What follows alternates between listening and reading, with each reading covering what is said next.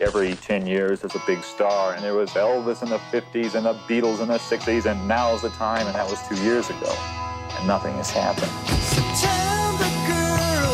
New group called Big Star and their album #1 record. A lot of excitement about this album. Those two were a couple of shooting stars.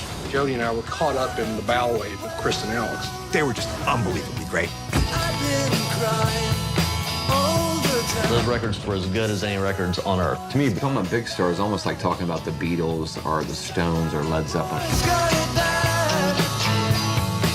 We could have been jinxing our future by calling ourselves Big Star in our first album, #1 record.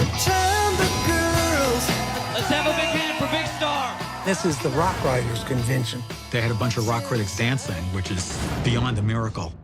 Rolling Stone says this is the greatest stuff we've ever heard, and you can't find it in a record store. They didn't last for very long, and they didn't tour very much. He couldn't find anybody who would support his music. I'm sure that was a factor in his emotional problems.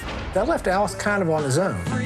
I think there was a certain kind of self-destructiveness. He was an anti-star. It seemed like Alex had sabotaged himself all the time.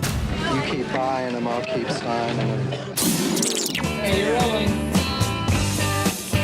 There's a sadness to it because those are some of the best records in that decade, and they just didn't get heard. Thank you, friends. It was too individual. It was too Memphis. Nevertheless, it changed music.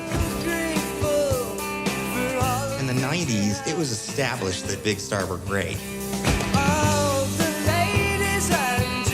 Everybody feels pain. Not everybody turns that into that kind of art. Real authentic pain, real authentic loneliness, things that would become alternative music 20 years later.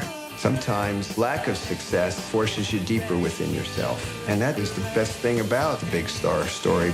Did you